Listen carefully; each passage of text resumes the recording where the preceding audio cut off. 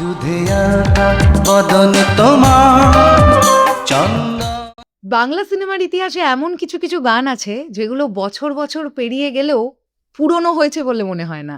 আজ আমরা এই ভিডিওতে কথা বলবো তেমনই একটা কালজয়ী গান নিয়ে, যে গানটার নাম দুধে আলতা বদন তোমার। Yes, thank you so much তোমাদের সবাইকে বা আপনাদের সবাইকে যারা গানের রিভিউগুলোকে এত ভালোবাসা দিচ্ছেন, এবং কমেন্ট সেকশনে বেশ কয়েকজন লিখেছিলেন এই গানটার রিভিউ চাই, তাই আমি এই ভিডিওটা নিয়ে কিন্তু চলে এসেছি।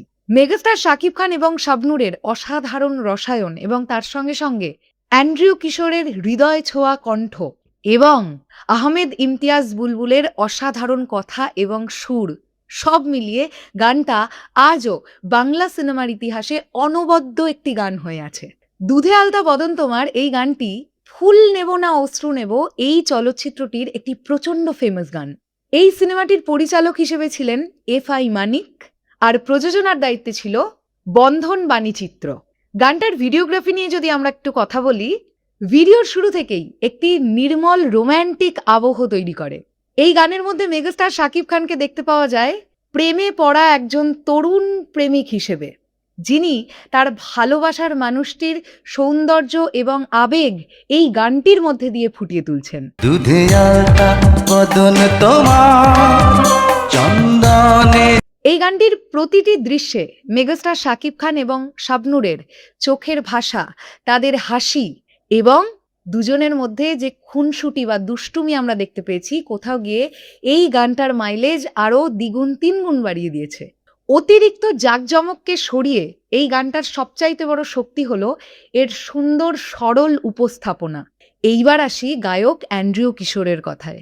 তার কণ্ঠস্বর শুনলেই বোঝা যায়, বা এই গানগুলো আজও প্রমাণ করে দেয়, কেন তিনি বাংলা সিনেমার একজন অন্যতম সেরা গায়ক। বাংলাদেশি এই সঙ্গীত শিল্পীর কণ্ঠে রয়েছে কোমলতা, আবেগ এবং গভীর ভালোবাসার প্রকাশ।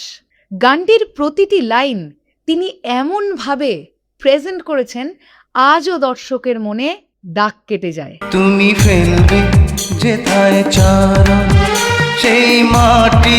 আর এই গানটার আরও একটা অন্যতম সৌন্দর্য হলো এই গানটার কথা এবং সুর।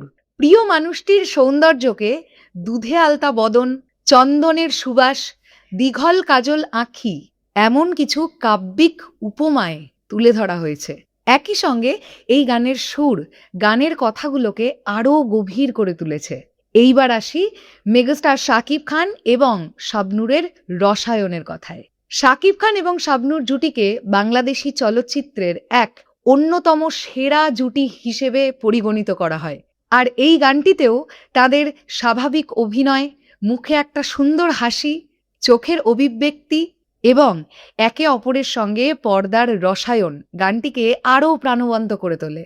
অনেক দর্শকের মতে এই গানটি, অর্থাৎ দুধে আলতা বদন তোমার, এই জুটির ক্রেজ তৈরি করবার জন্য একটা অন্যতম ইম্পর্টেন্ট গান।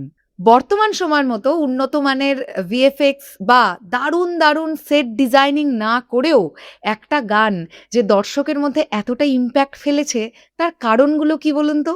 ১ নম্বর, এই গানটার সুন্দর লোকেশন।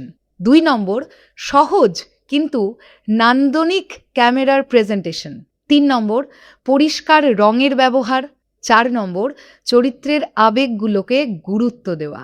এই সব মিলিয়ে এই গানটা আজও দর্শকের মনের মধ্যেই রয়ে গেছে। এখন কথাটা হচ্ছে, কেন এই ২০২৬ সালে দাঁড়িয়েও এই গানটা এতটা জনপ্রিয়? অ্যান্ড্রিউ কিশোরের কালজয়ী কণ্ঠ, আহমেদ ইমতিয়াজ বুলবুলের অসাধারণ কথা এবং সুর, মেগাস্টার শাকিব খান এবং শাবনূর এই জুটি জনপ্রিয় জুটি, নির্মল পারিবারিক এবং হৃদয়ে ছোঁয়া উপস্থাপনা, এবং সর্বশেষ নস্টালজিয়া শক্তিশালী অনুভূতি।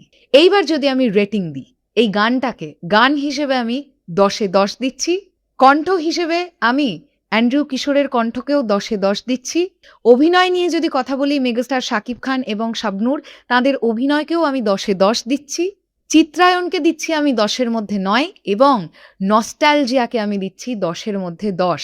তো সব মিলিয়ে এই গানটার রেটিং আমার জন্য বা আমার কাছে 10-এর মধ্যে 9.8। এইবার তো আপনাদের পালা, এই গানটা আপনাদের কাছে কেমন লাগে? 10-এর মধ্যে এই গানটাকে আপনারা কত দিতে চান? চট করে কমেন্ট সেকশনে জানিয়ে দিন। আরও একটা বিষয় আপনাদের জানাবার আছে, সেটা হলো নেক্সট কোন গানের রিভিউ চাইছেন কমেন্ট সেকশনে লিখে জানাতে কিন্তু ভুলবেন না। তাহলে বিদায় নিলাম, আমি পৌশালী, আসছি আবার খুব শিগগিরই নতুন কোনো ভিডিও নিয়ে। টাটা। দুটি দীঘল কাজল আঁখি যেন মেঘে কাজল পরা।